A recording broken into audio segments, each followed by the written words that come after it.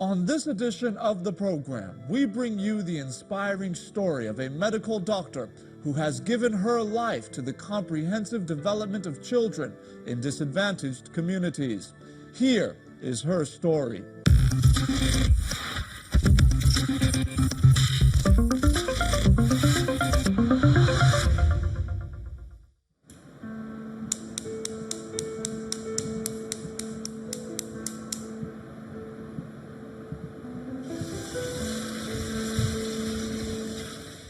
The three children of this young mother are on their way home from an outing, and dinner is in the works.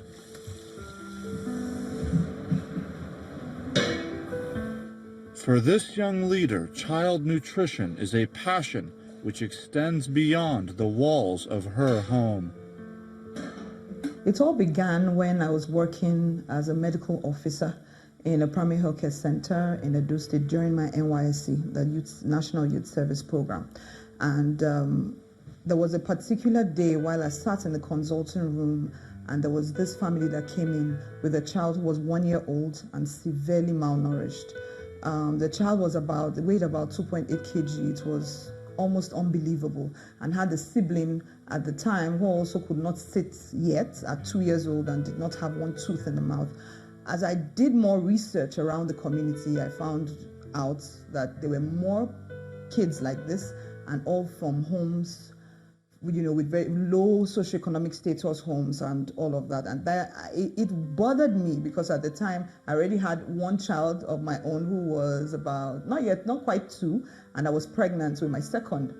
And I would go home and I would be worried about it. And then my husband one day said, you're disturbing me with this thing. Why don't you feed them? And I thought to myself, I'm just a copper. Like, what can I do? But that made me start some research, and I went online and I found a meal that I could make locally using very nutritious ingredients that we find around us. And I started to develop a meal. I would try it on my son at the time that these people could easily find, and they could make it, and then would be able to handle the malnutrition issue. And so that's how it all started. I never intended to even start an NGO or anything like that at the time. And we started by showing the mothers how to make it and giving it to them and giving it to their children. And in 2 weeks, for some of the kids, the transformation was amazing. And it of course encouraged me to continue to do it. But after some time, it became clear that you can't just keep feeding kids open-endedly. So in a sense, it took a life of its own and snowballed. So what we have today is the Feed a Child, Equip a Mother, and Educate a Child program. So it's 3-pronged, but it's all focused on the early years of a child, ensuring that we maximize those early years of a child so that you give a child a best start in life.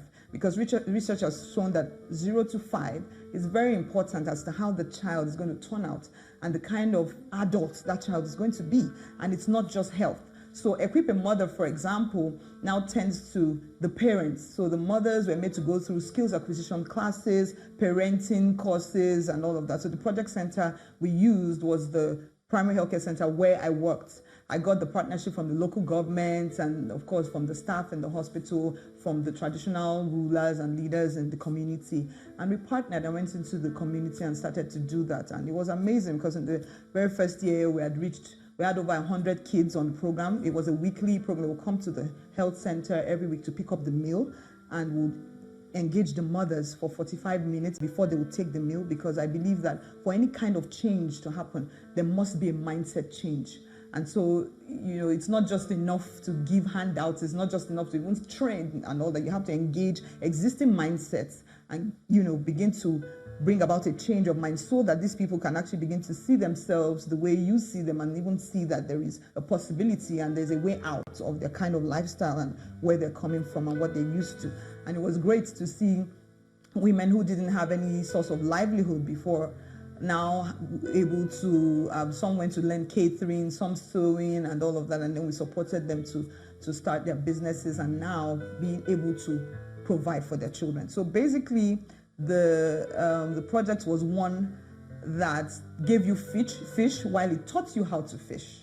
And so at the end of a particular period, you knew that we're trying to equip you so that you are able to stand on your own and continue to do this for yourself. your family and others around you in the community.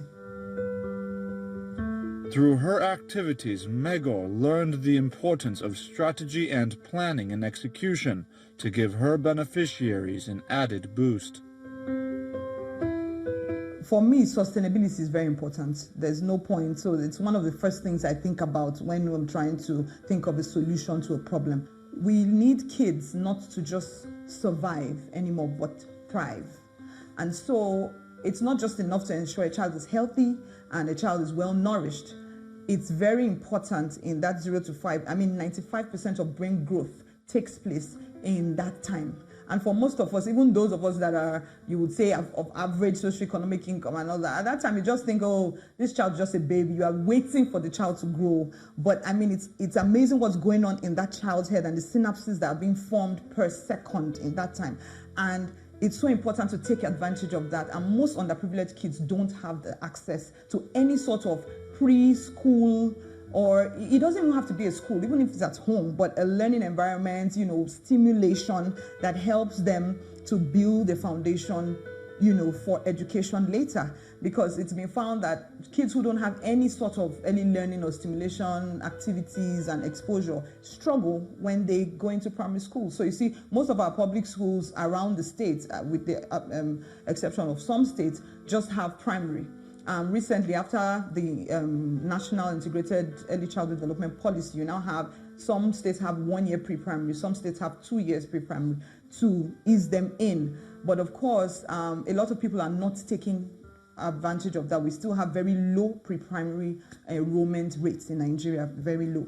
And so for that, what we started in Benin, we partnered with a free school, a Renaissance Academy in Benin, and then we got another partner who helped to provide scholarships for 100 of the 101 less privileged kids. So these were kids from orphanage homes or vulnerable kids whose parents could not. So everything was free in the school, from the uniform to books and everything.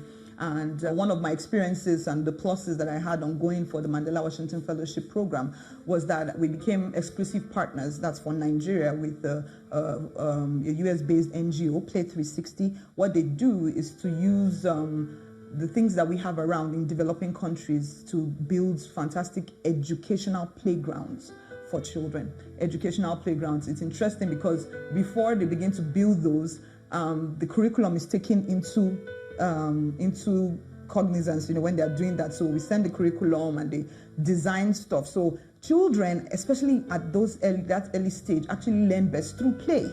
But the way we do it here, I want you to sit down from morning for hours and to, but they learn through play. And then most of our schools don't even have enough learning tools. So what this does is to now provide more learning tools. And then there's also the part of the Educated Child program that trains the teachers on how to use these playground materials as learning tools and learning aids for the children.